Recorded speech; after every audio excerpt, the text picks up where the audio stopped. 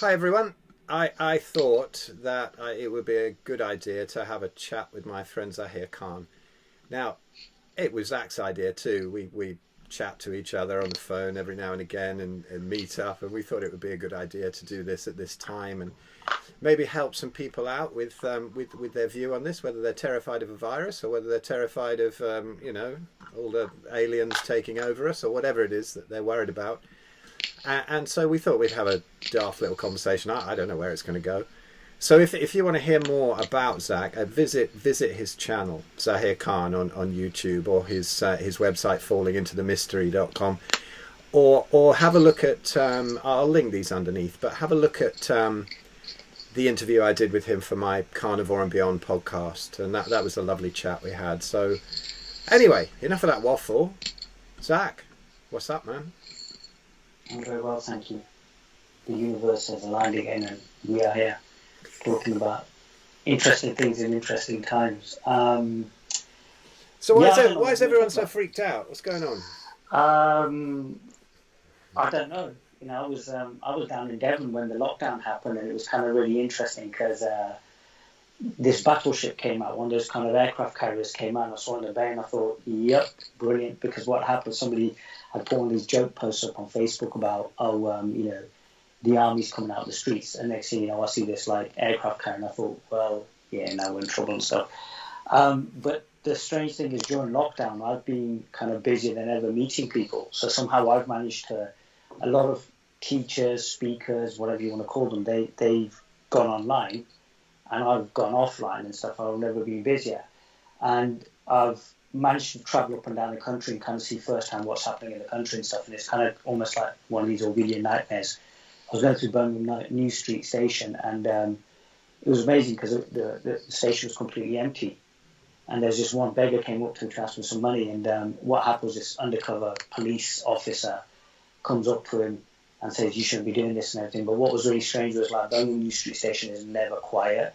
And this thing was it was just eerie, and all you could hear was just messages being repeated, like just official government messages. So it was kind of very 1984. But then, like, I've got back to Manchester, and Manchester's like in full lockdown, like mode and everything. And the strange thing is, I've been talking about emotions for absolutely forever for the last couple of months, and I'm kind of finding that it's becoming more and more relevant what I'm talking about in terms of managing emotions and being open with our emotions, because there's so much misinformation now. And it's like, I was reading this morning that the World Health Organization have said that there isn't going to be a second wave, it's just one wave. And yet in Europe, they're saying there's going to be a second wave. So there's so much misinformation, it's creating confusion in people. And from a spiritual perspective, confusion always leads to clarity. But the thing is, we're conditioned to see confusion as a bad thing. So I'm seeing it in a positive. That's a massive opportunity for us guys to wake up and take back our power. In other words, become empowered. To quote Ramana Maharishi, the greatest gift you can give to the world is your own self-realization. So I'm seeing it as an opportunity, but at the same time, I'm also seeing the kind of panic it's creating in people. I was talking to an ambulance driver, and he actually said to me, there's a number one thing that we're going out for now is panic attacks and anxiety. And these are from people who have no mental health issues, nothing like that, and they don't know what's going on. They're thinking they're having strokes, they're thinking they're dying or something like that, and it's all being created by what the media is putting out constantly. And people are like, I've kind of switched off from the whole thing and found myself a little bit saner for it. But it's interesting, and I think it's timely for this conversation as well, really, because to try and make some sense of this would be amazing, but possibly taking out some of the political and economic, and I know I can get kind of shot at here for saying that, or possibly bring it in and just trying to make some sense for ourselves and to bring some clarity into our lives so that we can get something from this. Do you know what I mean? Because I was talking to an ex-major from the Pakistani army, and he goes, look, he'd been to a military academy, done everything, and then the lockdown in the space of 3-4 months has made him question his own existence now as to what the hell he's been doing with his life. And this guy's 58 years old. So there's a lot of people now questioning, and we've kind of got tired of what the government's saying. We've got tired of the conspiracy theories as well. So let's go that a little bit further and see how it impacts us and everything. So, to me, these conversations, if they can go into the whole nature of inquiry, and we can open up as to why people are feeling these emotions and how to cope with them. Because fear and panic, we're taught to run away from these things, and yet this is an opportunity for us to really meet these emotions and see that these emotions are emanating from us, and we can take some sort of responsibility and a bit of accountability as well for Definitely. what's happening to us. I did a video a while ago about, I think it's on my channel, it's called Corona Awakening, the Cure for Corona Fear. But I think this is perhaps a little bit too subtle for most people because they're caught up in a fear. And I realised that there are now ways to address people's panic and fear on so many different levels. Like I have a very good friend who doesn't believe in any of the virus stuff, but she's absolutely panicked about going out shopping and whatever because she's frightened of mask wearers and that kind of thing. Yeah. And to me, I think it's all about attitude. I've been going into the shops with no mask. I haven't had to show this little badge that I got that says that I have a hidden disability. My hidden disability makes me exempt from wearing a face covering. I've been saying my hidden disability is a problem with authority. But you can have these little things as backups or something, I guess. But it's a way. I think I haven't had any problem because I haven't been aggressive. I haven't been defiant. I've just walked in like there's nothing going on, And I think if people can do that and people can just realise that this thing really is not what it was said to be and it's kind of over. But go to our COVID chats on the Human Unleashed for that. We don't want to get too political here, but just look at the panic that people are going through, and there's so many lovely levels you can go at it from. I mean, when I look through and I think how many amazing things this lockdown has brought to me. I mean, there's been the odd wave of anger where you think, what the hell's going on, and just puzzlement and hilarity at the TV. But it has been an incredible comedy show as well. I mean, marvellous.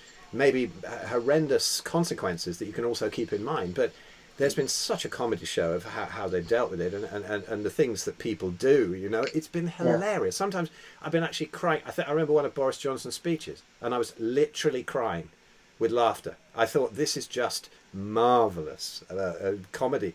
And then to see on all these different levels how much it's brought out, staying at home, reassessing your life, the time I've spent with my kids because I won't send them into school while there's the social distancing. All the stuff I've learned about the monetary system and politics. I'm 58 too. I've never looked at it in my life. Not interested.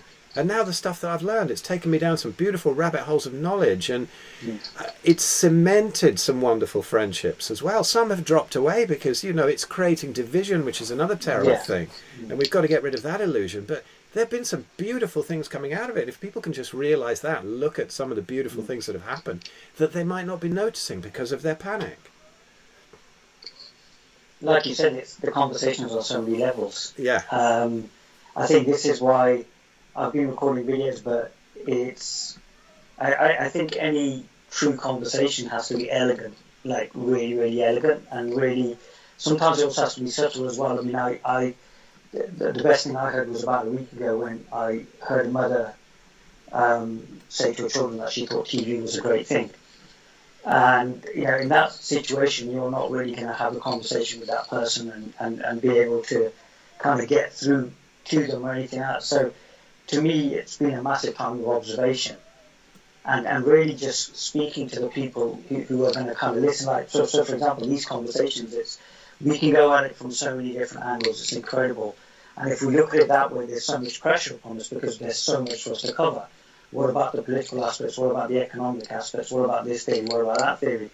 And at the same time, if we go from the spiritual, angle, well, which spiritual angle are we going to go for? Are we going to go from the place of it's practical, or are we going to go from the place where we start talking about how love is this force and it can overcome all hate and evil in the world, and just allow that to be a soundbite? Because what does that even mean? Because I've been hearing for years that love will conquer all, and yet things are getting worse and worse and worse because maybe we don't actually know what love actually is.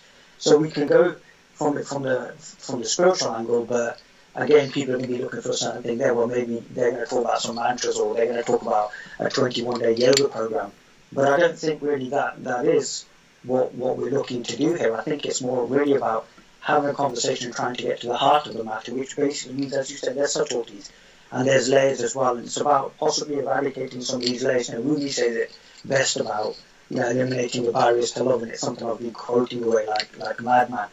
But I think in this conversation it's about, let's eliminate those things that are irrelevant, and let's go to the relevancy of this, or what does this actually mean? It's something I recently wrote in my newsletter. It's like, could it be that this is just this reality wanting to know itself, and it's creating this agitation, this panic?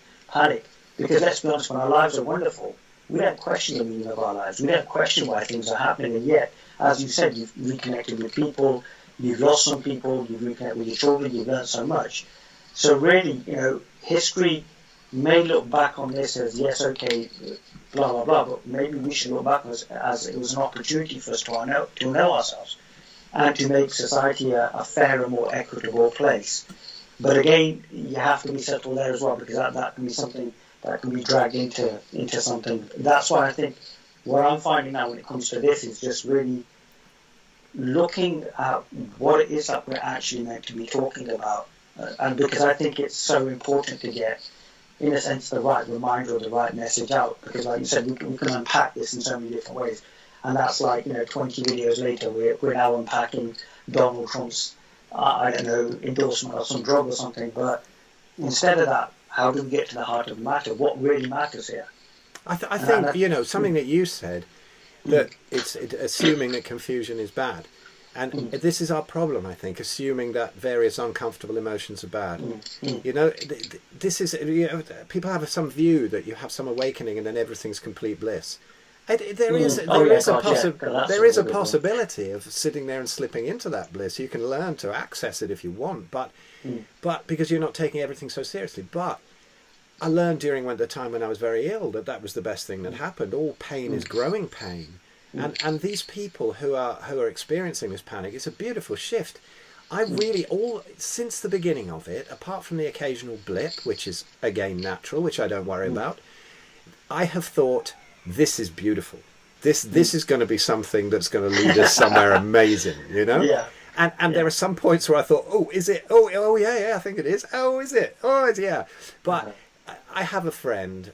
He's quite amazing. We're going to get him on for an interview soon. And I chat to him, and he is just so utterly certain that the war was won in 2012, and this is just the struggles of the dying beast. Whether that's in our minds, or whether it's in the realms of these people that get called the Illuminati or the elite or whatever, who are sort of just loosening their grip. And there is something amazing coming. I had a dream, 1986. Okay. And I still remember it more than any other dream. Okay. And I feel that it's kind of relevant now. There's something happening. And it was funny because it was just before I did it was in between my TM City course and the flying course, right? And I was all totally excited. I'm going to go and learn to fly. I'm going to be a yogic flyer. And I really wanted to do it. And then I had this dream that I was just standing somewhere on the planet, and everything went absolutely nuts. Everything went nuts. Things sort of flyovers were turning into sort of fiery rainbows. It was quite beautiful, actually, but it was obviously a bit dangerous. And this craft landed next to me. And there was this sort of pilot, whether he was alien or some parallel dimension or just some human, I'm not really sure. But he was sitting there hovering in Lotus, of course, because I was thinking about my flying course, over these controls. And we got in, and off he went, and we just looked down on the Earth. It was being wiped by all these incredible, beautiful, multicoloured electric storms and God knows what. And I thought, is the Earth being destroyed? Why have I been picked up in this craft? And I said, what's going on? And he said, oh, you're just a rearrangement, And I said, well, when's it going to end? And he went, just about now. And it all went fine, and down we went, and we landed in this field. And it was just a field of old scrubby grass. But somehow it was beautiful. It was white clean. There was other people wandering around. And I remember going up to him saying, but how can I do my flying course now? And he looked at me and he goes, what on earth do you need that for? Look, It's all sorted. And it was so vivid. I can remember every little moment of it. And I thought, there is going to come a point, or maybe more than one point, where that kind of thing happens. And I feel that this is what's happening now. There's a huge rearrangement. There's all these people walking around with masks, and sometimes you can think, God, is this the village of the damned? Is this Walking Dead? What's going on here? But really, something's happening, something's shifting, I think. And I Yeah. think something extraordinary is going to come out of this. And whether it doesn't even happen so much on the physical, if people can shift to that way of thinking. You see, Yes. sometimes people say that I'm very negative. I'll post sort of crazy things on the Facebook about ranting Yeah. about this, but I actually love it. I'm not sitting there Mm. pounding the wall and getting really angry Mm. when Mm. Facebook takes down my post of those amazing doctors going on about the hydroxychloroquine. I You don't know, know you would mention that. no, exactly. No, Okay. but I put it up. Facebook took it down. Yeah. I'm ranting and Yeah. I'm going fuck this and fuck that. But I'm Yeah. actually smiling. I'm going, I love this. I love Mm. it. I mean, what could happen? I could be getting out, going shopping. I could be having an ordinary day. I could be having the Mm. excitement of Facebook taking this down. Where's this going? It's fun. It's exciting, eh? I think it's definitely, like I said, I mean, it's definitely an interesting time because like I said, I mean, the country went into lockdown. I went the other way, and I've been busier than ever. I can't even leave my house without getting into a conversation about life, death, and the universe with people, and it's just all occurring quite naturally. And I think that's what's made. I think what it is everybody wants an answer here. They want to know what's going on, and I think that's where we need to start from. Because the thing is, there's so much information. It's like, what I would say is, what do people want to hear? Like, what do you want? You're listening to this thing, whoever you are, Mr. Jones or whatever your name is, and you want to get something from this. What do you want from this? What do you think you're going to get from this conversation?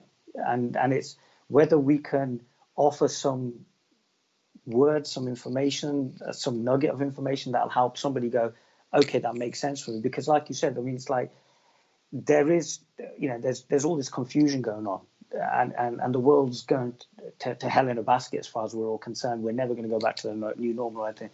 And yet within that, something seems to be emerging.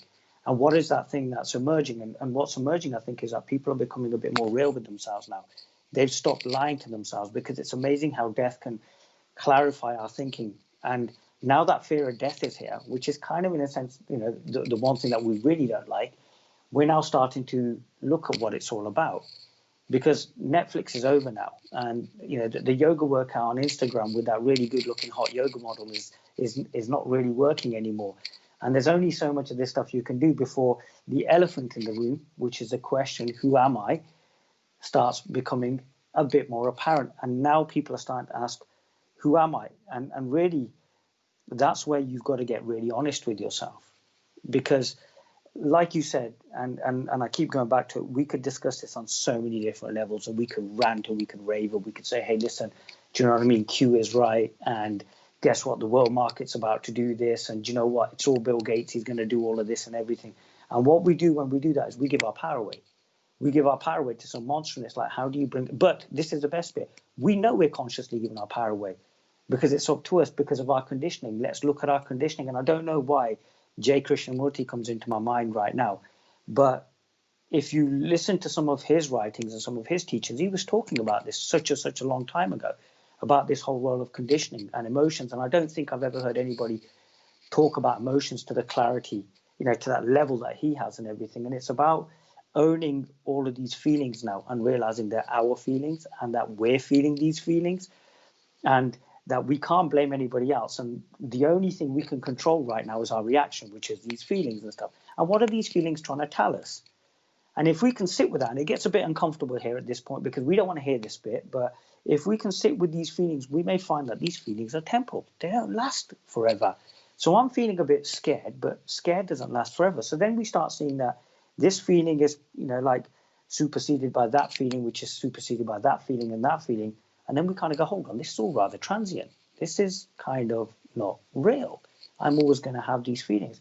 Then we start looking at the bigger picture, and we start looking at the separation that's being created, because a person is being pitched against another person, and yet we're actually the same.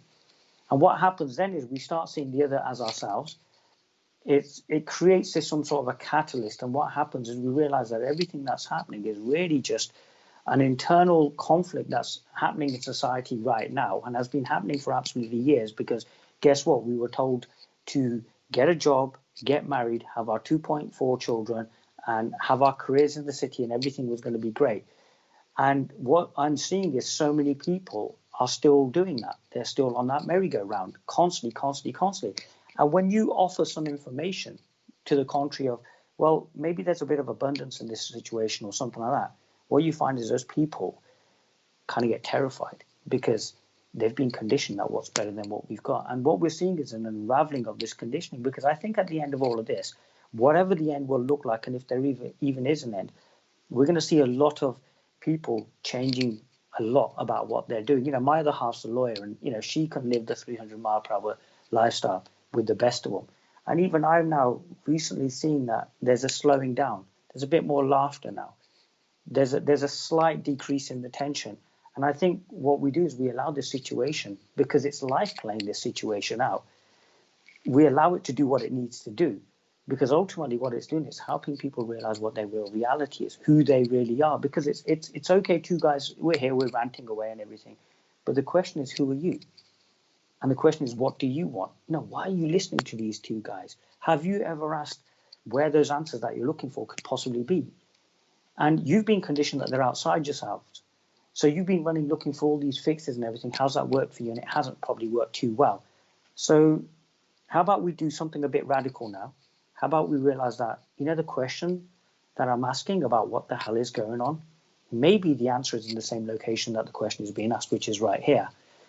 So it's all about kind of, in a sense, bringing it right here, because really, ultimately, there's all this confusion going on. There's 7 billion people being completely confused. There isn't a part of the world that this hasn't touched.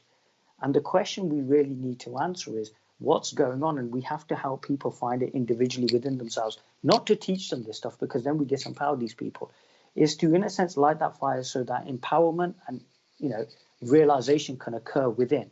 Now, rather than saying this as some kind of spiritual way of, okay, right, so what I'd like you all to do now is close your eyes and chant with me, let's get slightly scientific about it. Let's start asking ourselves questions. Let's start, pulling that elephant in the corner out and say, well, what's this all about? Why am I doing this? Why is all this fear? Come up. I've been a good person. I've got my house. I've got my car. I've paid my bills. I pay my taxes. Why is this not enough? And then we can start asking, well, what is enough? And what we may find is that we're enough. Now, I remember talking to this lady once, and God, it was like a weekend intensive that I did in Croatia, and she literally just followed me around. Like for 2 whole days. It was to the point where I was avoiding her. Like she'd walk into one room, I'd walk out the other. And we get to the final night, she's still sitting there. Look, what do you want? Like, why are you here?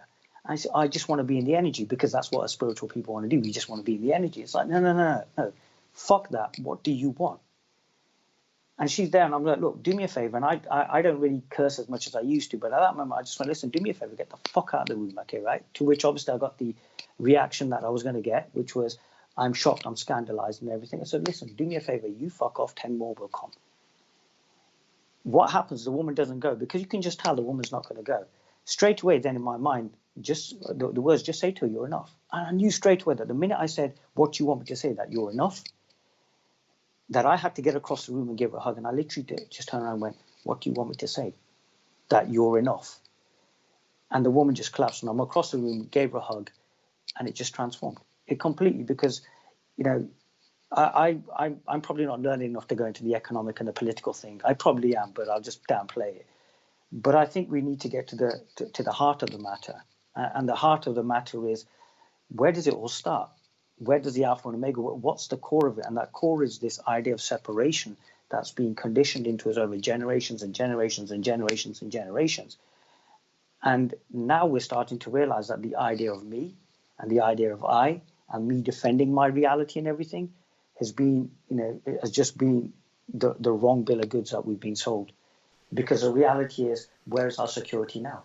I got you. We're not secure in our homes. Yeah, absolutely. Yeah, we're not secure in our homes. So, sometimes over the years, I've had little bits of guilt where I think, oh, I should have lived my life differently. Because you see, I've lived it totally what would be called an irresponsible way, where I've avoided standard jobs. I've chilled out. I've done what I wanted to do. I've taken holidays every other day. I'll go night fishing or something like that. So my whole life is a holiday, even if I work hard in between.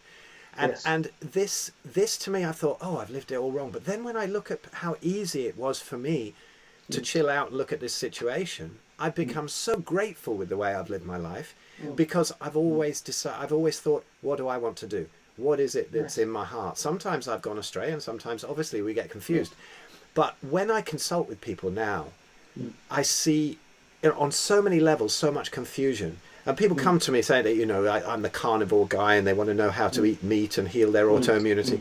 And that's great. You can give them some info on that. But then in subsequent emails, subsequent talks, whatever, it always comes down to, oh, I want to get this blood test. And what do you think this blood test means? And what do you think that means? And I'm like, why have we given our power away to science so much? Fair enough. You've got a bone sticking out, go to the hospital. But if you've got, and then I say to them, well, what do you feel? You know, what do you feel you need to add back into the diet? What do you feel? You know, I'm not dogmatic. I don't go eat beef and water forever. You know, maybe for the first couple of weeks, get their gut healed up or whatever. And then when the symptoms are down, what do you want to do? What's your body telling you? It's teaching people to be their own doctor. Exactly the same in their life path.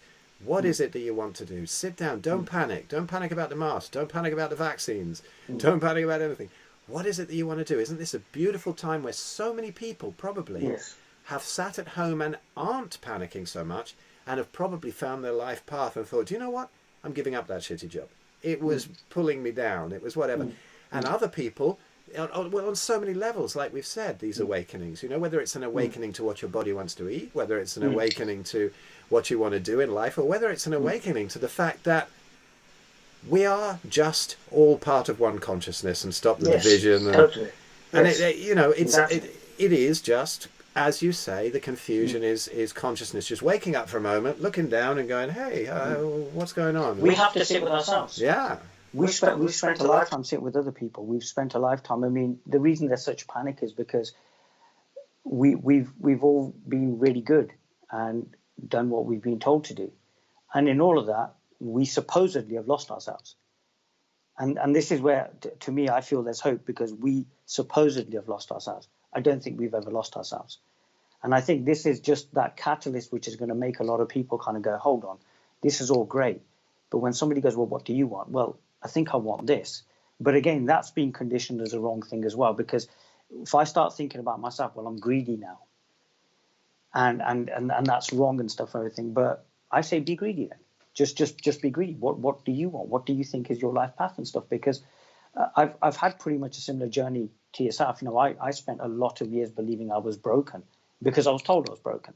So, you know, I'm there trying to fix myself. And over the last 5-6 years since I came back to talking, God, I've written 2 books. I've run across Europe, across the UK. I'm having an adventure, and I don't even know how it's happening. I really don't know how it's happening. I'm actually, if I was to sit down, I'm actually a really busy person. And yet, here's a guy who, throughout his life, pretty much shirked a lot.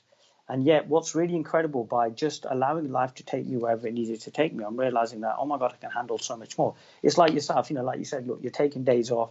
You're doing everything you can not to be responsible. And now all of a sudden, there's people listening to you. You're in a position of responsibility because people want to know what you're talking about, and your impact is increasing.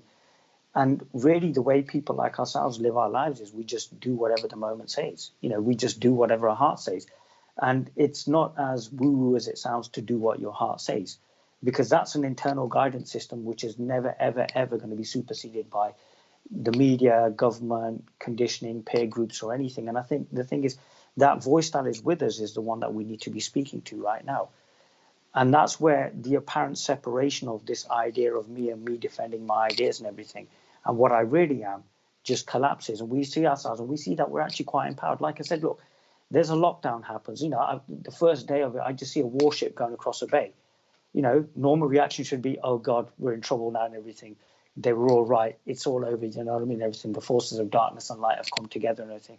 No, I think, you know, the right thing was just wander down the street, see somebody, smile, talk to them. You know, a couple of weeks ago, I was outside a bank, and there was an elderly lady with her daughter, and they wouldn't let the daughter in with the elderly lady. And I'm chatting away to her because I'm with my friend and they didn't let me in. So we just kind of stood there. Turns out she's head of HR for a major airport. And we start talking about mental health. Now, we're conditioned not to trust these little things. Like, just go for a walk now. What do you want to do? Well, just go for a walk, or just eat some chocolate, or let me just watch some TV. We're conditioned not to do that. And yet that's where the wisdom lies. And really all we're trying to say, I think both of us, is really just trust yourselves. You know the answer.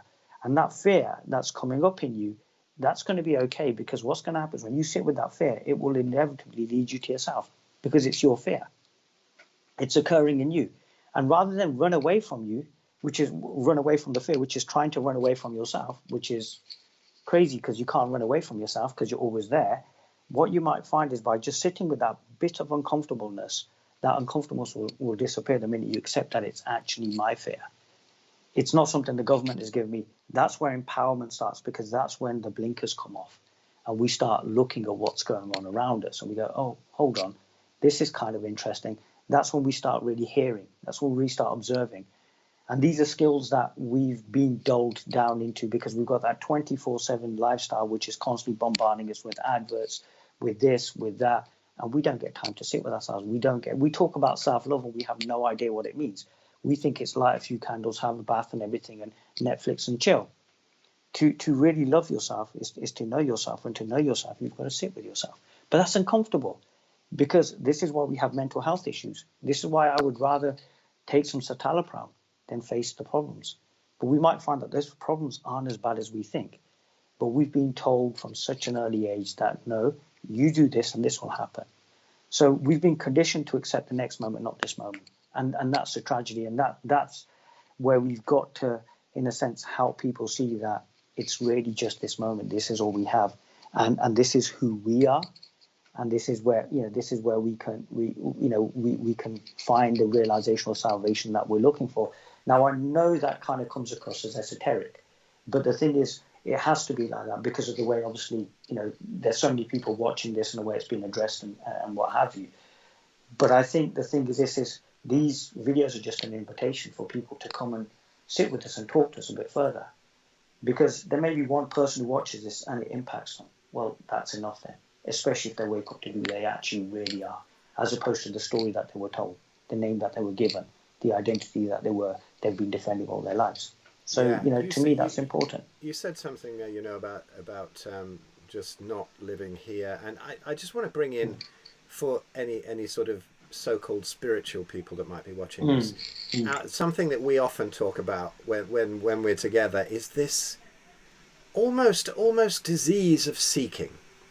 Yes. It's always put forward as a great virtue. I'm a seeker.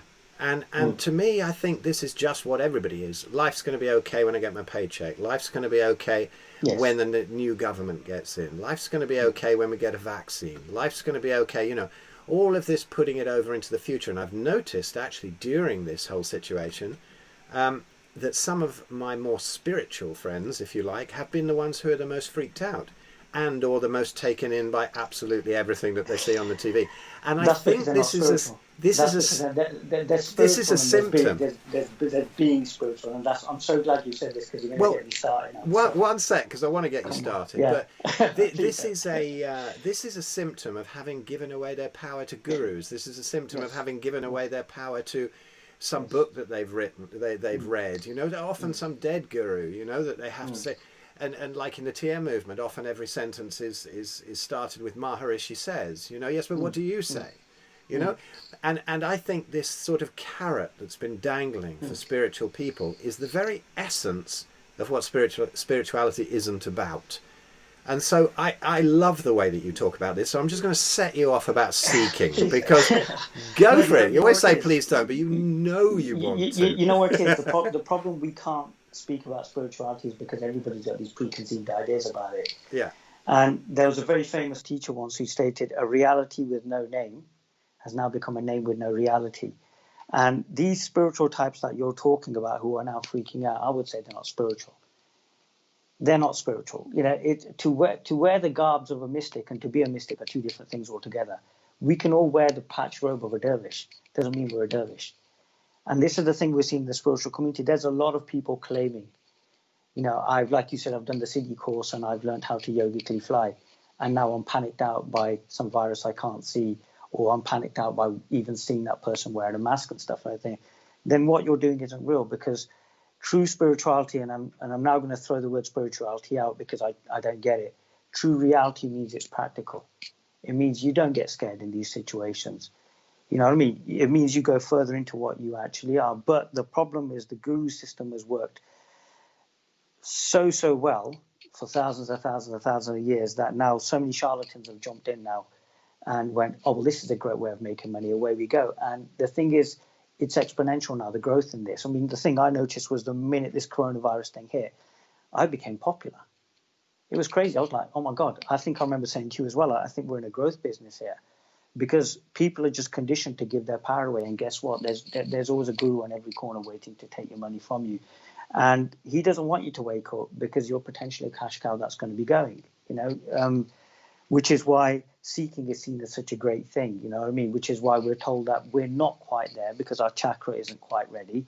We're not quite there because guess what? We use that swear word. We're not quite there. I was talking to a guy the other day and he was like, are you some sort of a guru? I go, no, mate, I just talk about self-realization. And he sent me some verse in Arabic saying, well, you need a teacher because if you do not take a teacher, then the devil is your teacher. That was used to frighten me for absolutely years of my life. And at the time, the people who were supposedly spiritual were frightening a depressed, anxiety-ridden young guy who had no idea. And then they were loading on. A lot of this stuff is just, it's kind of, they always say that there's a very thin line between a lot of the spiritual practices and cults. And there's a particular reason for that, because a lot of the spiritual practices is cult-like. And the whole thing is really just to help people wake up to their true reality. But the thing is, it's like what I found is, I remember back in the day, I used to really rail about this and I used to really hate it. Now I just go silent because the problem, there's a saying, it says a fool and his money are parted. And I'm not interested in that fool, because if he's going to go to that guru and he's going to do that, well, do you know what? My job is not to save you, because the thing is, I can't save everybody. I'm only interested in those people who want to talk about this and really get to the heart of the matter. Because, going back to the greatest gift we can give the world is not accumulating wealth or relationships or abundance, or whatever, is our own realization. And there's a very famous Indian teacher called Nisargadatta Maharaj who said, I have no students, I create gurus. So, if I'm honest, I'm in the business of creating people who wake up. Do you know what I mean? But that doesn't mean I create gurus, because I just don't believe in that. I think the system is now flawed.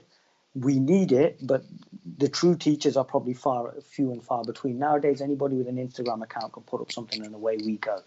Do you know what I mean? If I say the right thing, everybody's going to love me for it. But the reality is, this whole pandemic has shown us how mollycoddling and saying the right thing just to keep people happy has shown us that we're all the emperor and we're all wearing no clothes.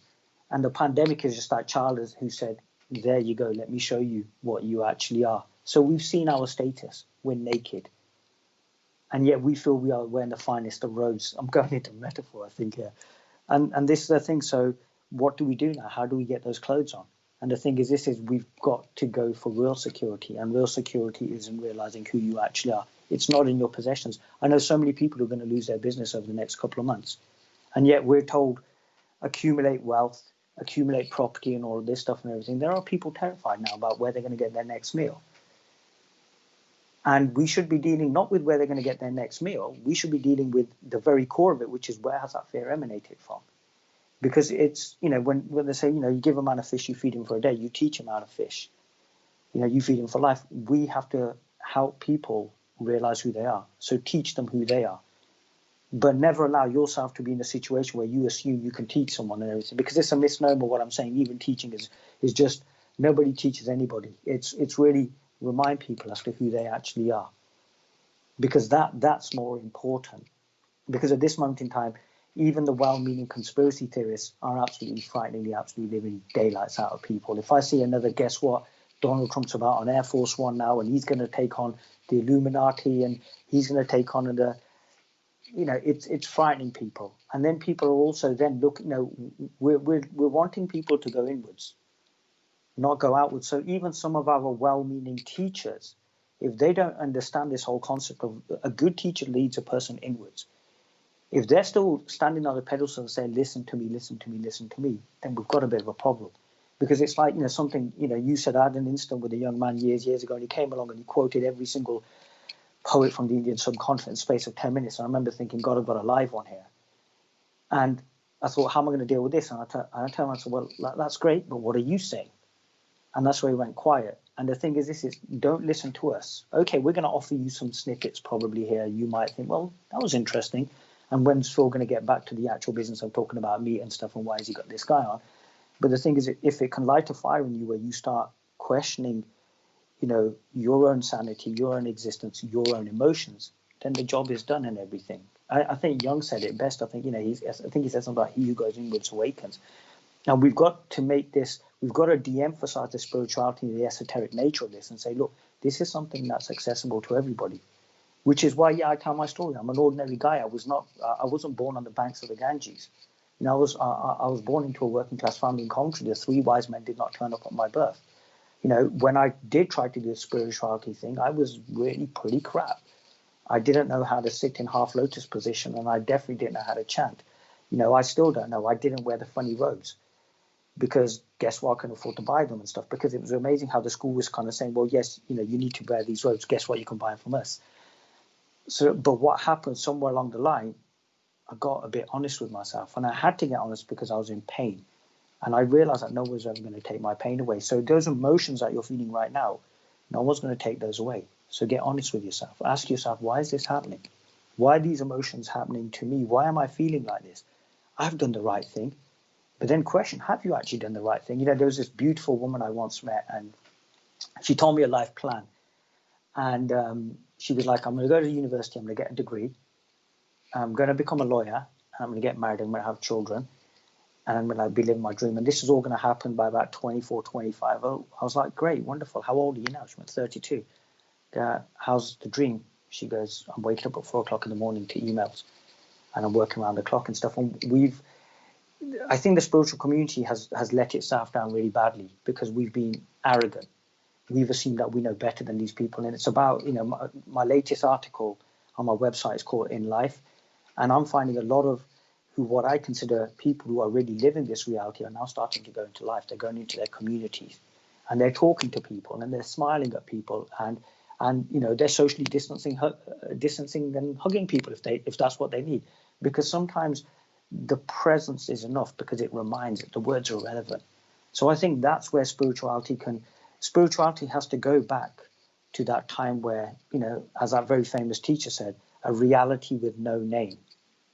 A reality which basically means we will never talk about spirituality one day. We will never talk about namaste, and we will never talk about vegan diets, or we will never talk about, lotus postures, because what will happen is the end game for all spirituality is that the ashram disappears.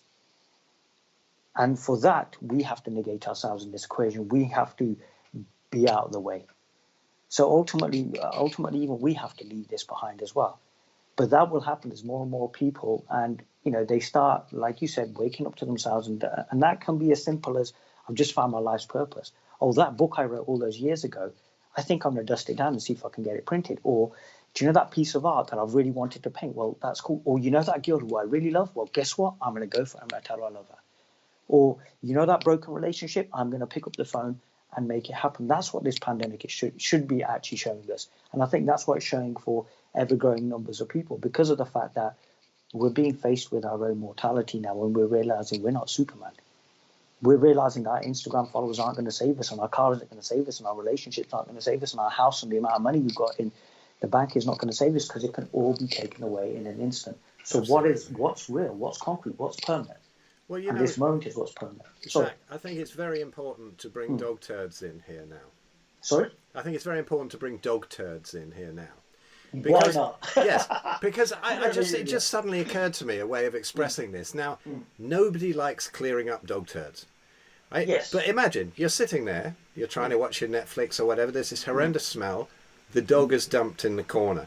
Now, nobody wants to clear it up, but no amount of perfume that you put on your top lip or incense that you burn, no way is it ever going to cover up that dog turd properly.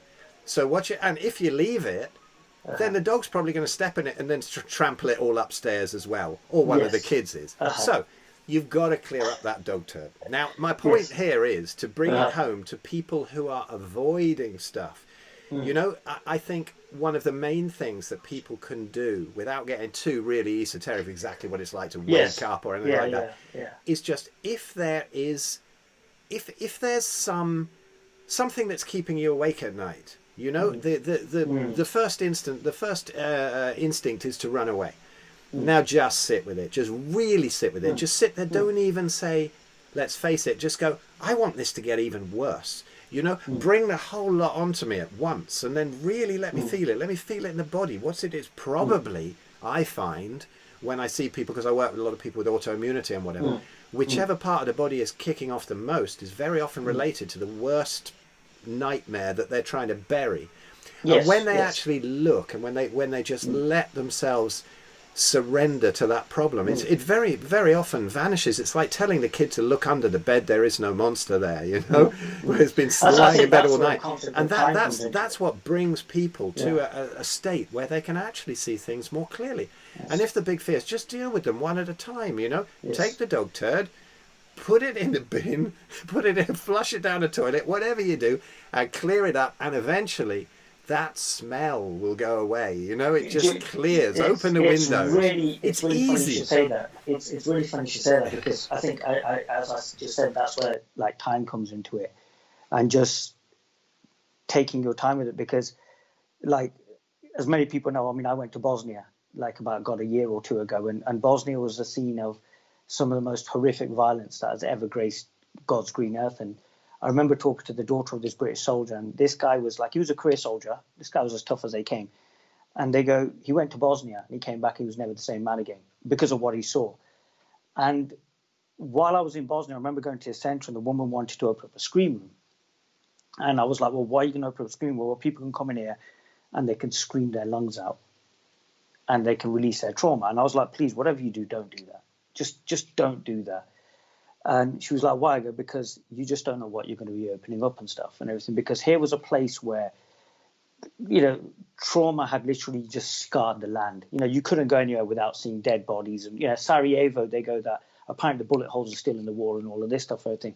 And if we look at this pandemic, we've just watched the most traumatic event of our generation happen. And this traumatic event we're still going through it, and we don't know what's going to happen next and next and next and next and next and next. And this clearing that you're speaking of is going to take us some time and stuff. And I had the pleasure, just before he passed away, of meeting this elderly teacher from Manchester called Russell Williams, 96 years old, sitting in a living room, talking about this stuff. Right. What was so incredible about this guy was that he wouldn't use any spiritual terms or anything. He would just talk like we're talking right now. As a matter of fact, I would say he was even simpler than we could possibly even dream of being.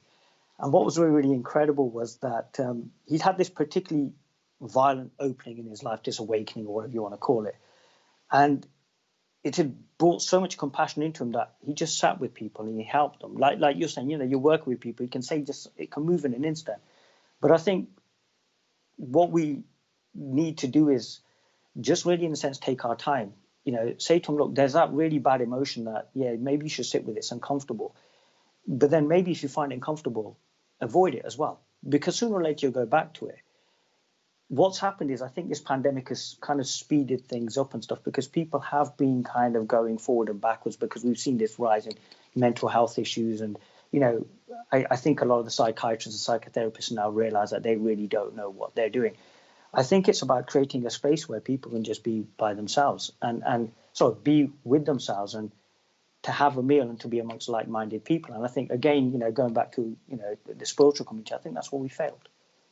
Because we've been so busy trying to tell people how to live their lives and how this spiritual practice will help you that it hasn't worked. Sometimes it's enough just to sit with a person. You know, one of, you know, I think some of the best talks I did was in the Balkans, because what was really interesting is I got there and they were expecting to hear, you know, really deep esoteric truths. And just by looking at the room, you just have to tell jokes just to make them laugh. But what was really incredible was, because there was this bit where I thought to myself, do you know what, let me just have a go at the room and let's see what happens. And the reactions I saw in that room on that day was something else. Like, there were physical spasms, there were people pulling their hair and everything. And I thought, okay, fine. We have to slowly but surely bring these people down. And in a sense, say to them that it's okay, because people are actually, the reason we're frightened now is because we know we've got to go to that one place where we don't want to go, which is where we are. And it's sometimes it can be a bit of a process. Sometimes it's just about sitting with those people. Some people are right. You just kind of say, wake up, and they wake up. But with some people, it's just about smiling with them, sitting with them, spending some time, occasionally telling them a joke or, you know, whatever. And slowly but surely, you know, what I'm seeing is people are now starting to just really kind of get a bit more honest with themselves, which I feel is a really, really beautiful thing that's happening. Do you know what I mean? And when they start getting honest with themselves, What's really nice is that they start putting down the media, and they start putting down all these different narratives, and they start putting down a lot of their lives, and they start realizing that the accumulation of wealth may not be the answer to it all, or getting drunk on a Friday night may not be it, or going from one bad relationship into another may not be it, because ultimately then they'll start asking the question, well, what is it that I actually want? Why am I doing this? And I think that can also be applied to people with autoimmunity as well. It's like you said, it's like when by the time you get to the physical, it's basically a lot of emotion that's just accumulated, and now it's just wired the body out completely.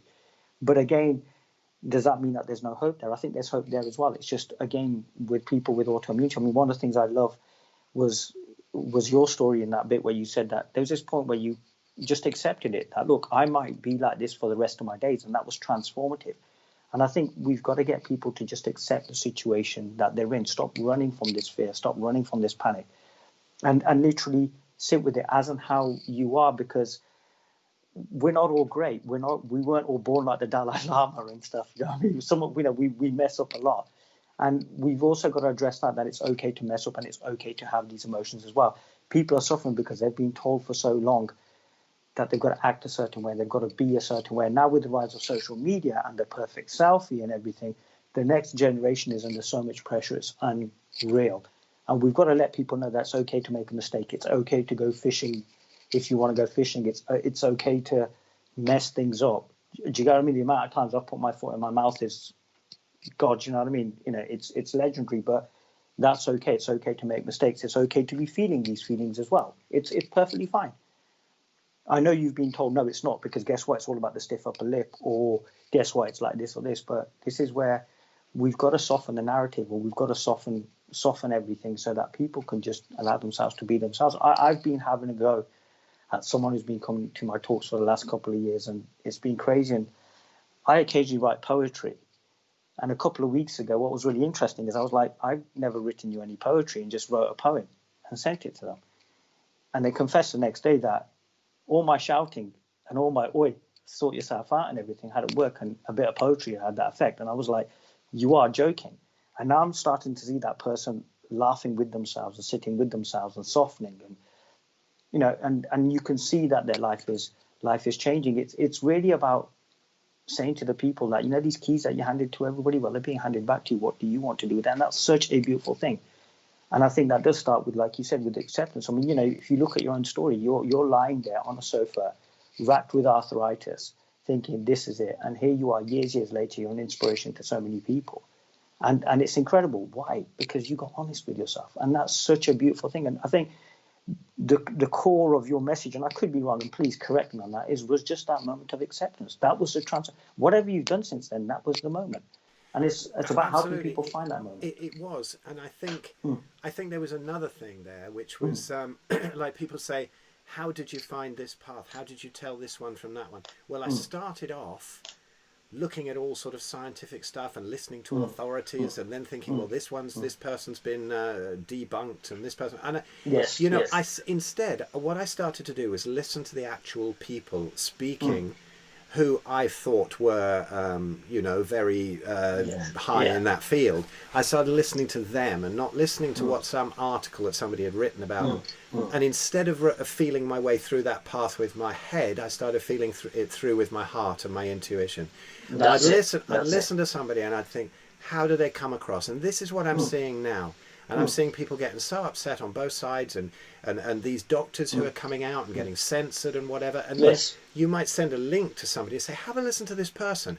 Now, nobody is 100% right. Nobody in the world is 100% right. Some of the best things I've ever got are from people who I might have 80% disagreed with, but they have one nugget of info that's changed my life. Yes. And so now this prime example of this doc, this African-American doc in America, and everybody's just Googling the fact that she believes that, fibroids come from sleeping with demons in your dreams. And so what? How can they not see that there's other docs behind them, and that there's... So go and listen to those docs. Just don't listen to debunks. Anything you want to investigate, go through it with your heart. Listen to the people and the amazing heart that they're speaking about now, who are speaking against this, that will take your fear away of a lot of the things that are going on now. Because you can Google, you'll find a debunk, and that's not your heart. That's Yes. just your Yes. head listening to somebody else's head, and who knows what's behind that head. Listen to the Yes. passion with which people. You can see in somebody's eyes whether they're genuine. Yes. You can Yes. see in their body language. You can Mm. feel whether they really believe something. Now, they might not be Mm. right about everything, but you Mm. can see whether somebody's genuine Yes. or not. That's it. I Yeah. have to Yeah. say, I look at Bill Gates now. I don't know what he's doing, but he Mm. doesn't resonate with my heart. You know, Mm. however much I look at him and I think maybe he's a good guy. Let's just open my mind. He doesn't resonate with my heart. That's all. Mm. But Mm. and neither does Fauci. So you know, you've got those things going on. They don't. I might be wrong, but some of these beautiful people out there speaking out who have no agenda, you can find your way Yes. through things. You can find your way Yes. through things Yes. by Of course. listening to your own voice and others with your heart instead of your Mm. head. We've been ruled by this new god, this new Mm. guru of science, Mm. which is hardly Mm. ever science. It's scientism.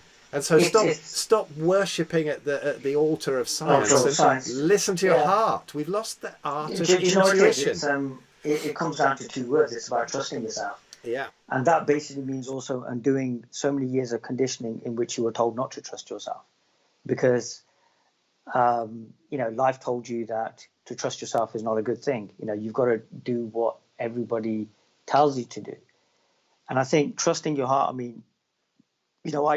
I was in Bradford one Thursday night, sitting in the company of some Sufis, and I got home really, really late.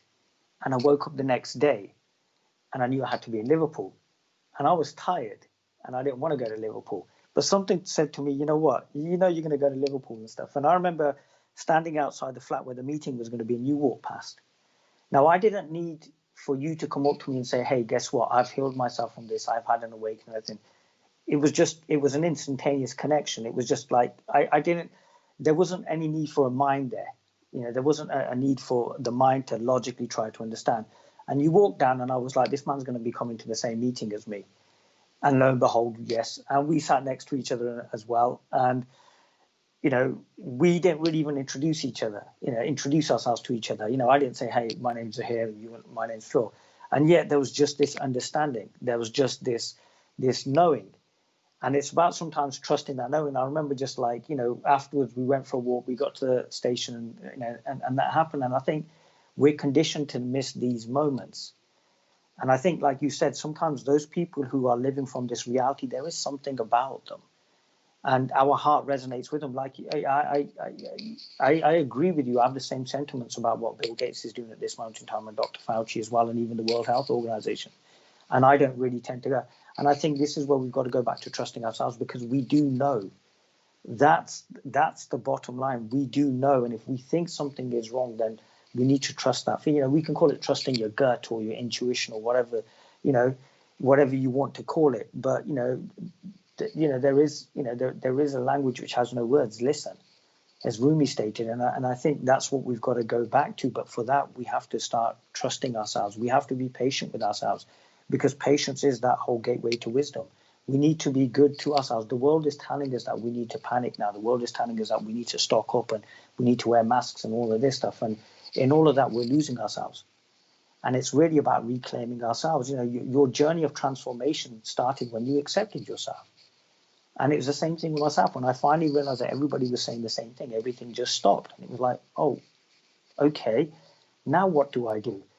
And then whatever the journey, I can't even begin to tell you how the last 5-6 years have changed my life. Prior to that, I was doing absolutely everything I could to make my life work, just like everybody else's. And somehow I was never enough. This wasn't enough and everything. And then in that surrender, in that acceptance, everything changed. But again, I know that the way I'm speaking doesn't sound very practical, because you're going to say, hey, I've got my bills to pay and I've got my mortgage to pay and everything. And how are you going to do this and stuff?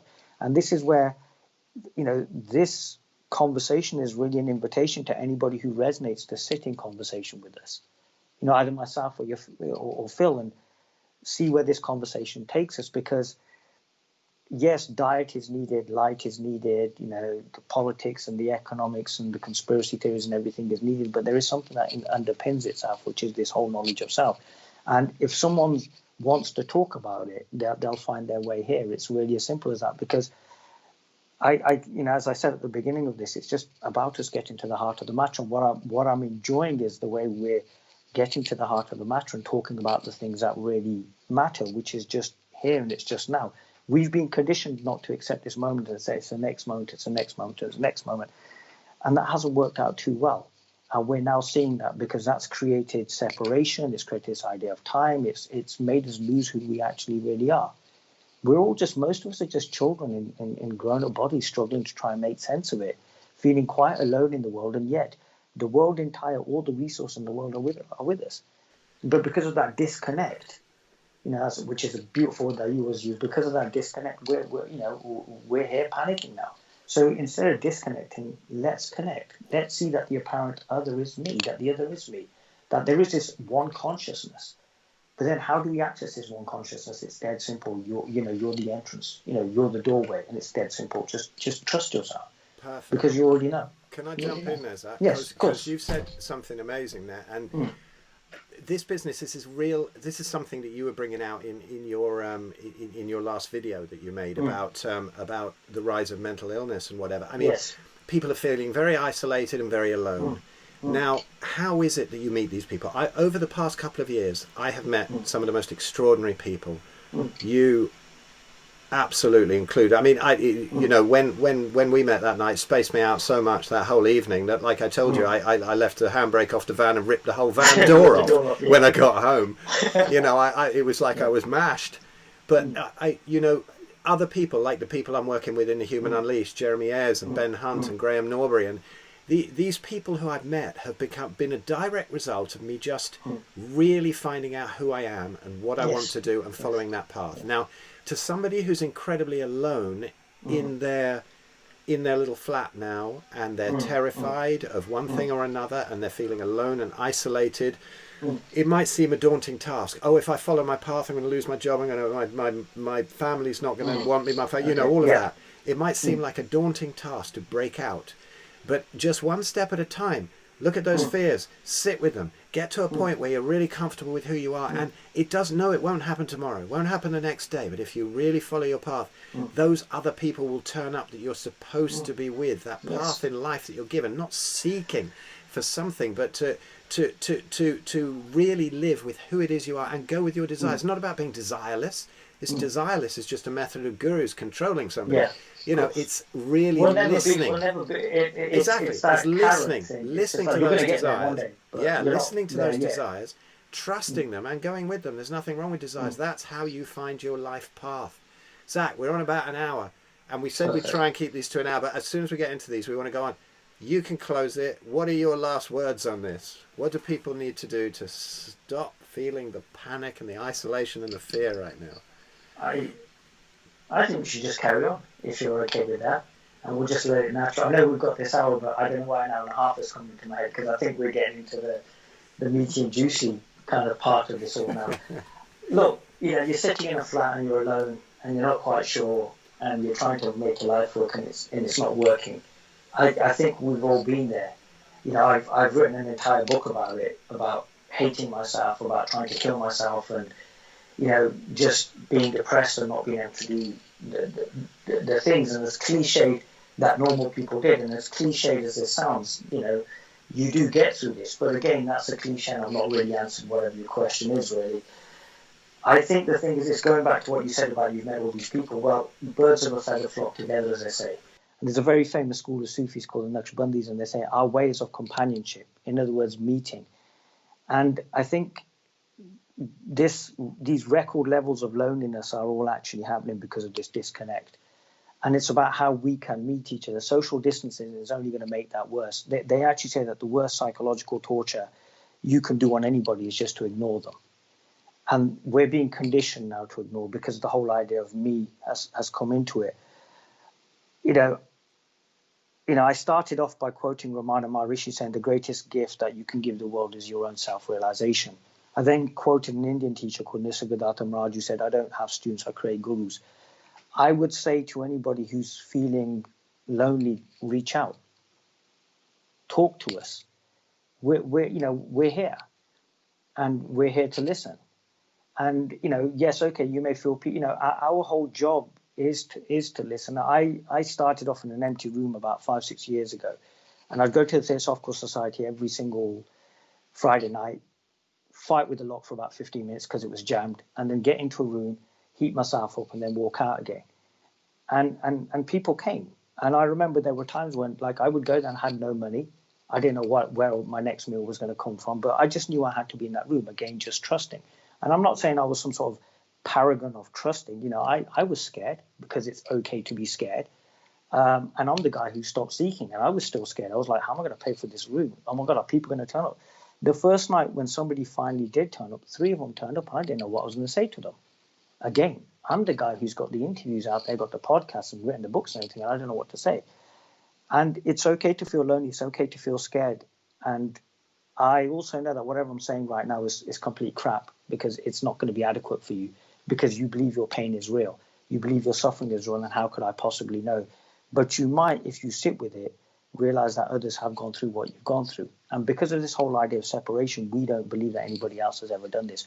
We've all had our hearts broken. We've all fallen. We've all cursed our maker. We've all hated our lives. We all do that. And it's only when we can get together and start talking and realize that we're all similar. And when we see we're similar, we can help each other. Sometimes companionship is such a massive thing. If you're by yourself, go out, see people, smile at them. Or if you want to go the other way, make that loneliness your companionship. Make that loneliness your companion. Make it your friend. And when you sit with that loneliness, you know, you will come alive, because that loneliness is you. And that probably won't make sense for many people, but That's for whoever fucking it makes ace. sense. That is ace. I'm gonna have to call people's attention to that one. That is very cool.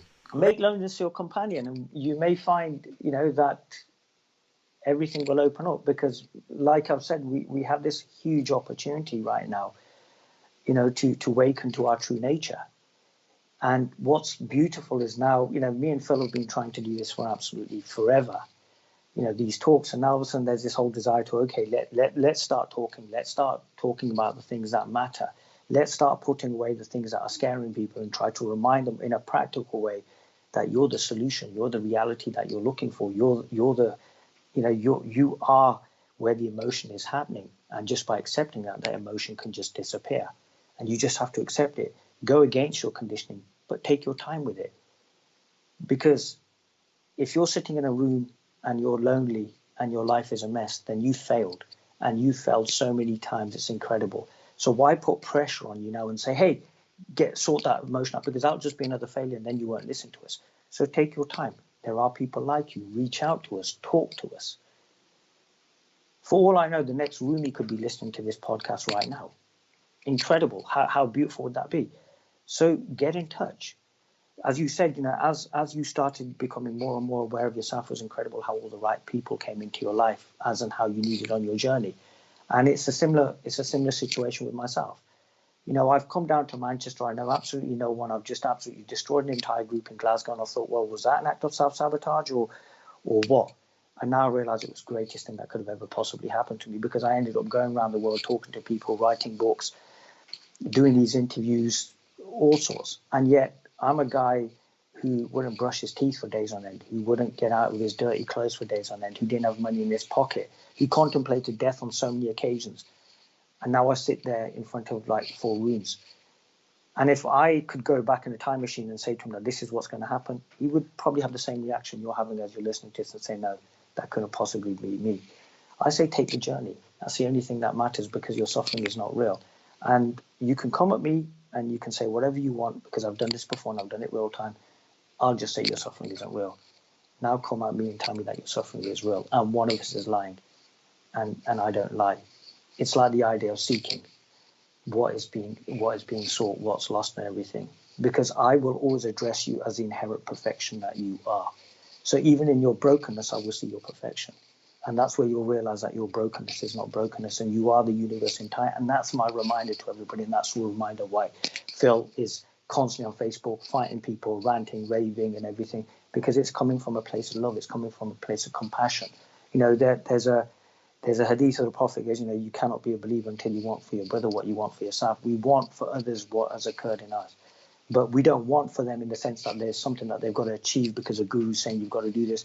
It's about helping you recognize that the answer is actually you. And it's such a beautiful place to be. And the silly thing is, it doesn't require meditation. It doesn't require you sit at the feet of the guru or engage in some sort of weird chanting in some language you don't understand.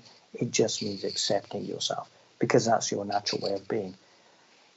And that's all I can say on that matter, on that subject. No, it's spot on. I mean, you know, the ranting thing on Facebook and stuff. It's like some days I feel like I want to do it and it's great fun, and some days I think I don't want to do it. And it's funny, the days that you do it and the days you engage with a lot of people, it's often not the person you're engaging with, but somebody else who's watching it who comes to you, Yes, and you can really help. And then you can help them to see themselves in the same way. It's beautiful, isn't it? Listen, Zach, I'm going to have to wrap up because I've got this other call, but that was beautiful. Well summed up. And listen, let's do this again because this is fun. Definitely. Yeah. Let's see where the story goes. Absolutely, man. Perfect. Right. Thank you so much. Well, thank you. See you soon, huh? Take care.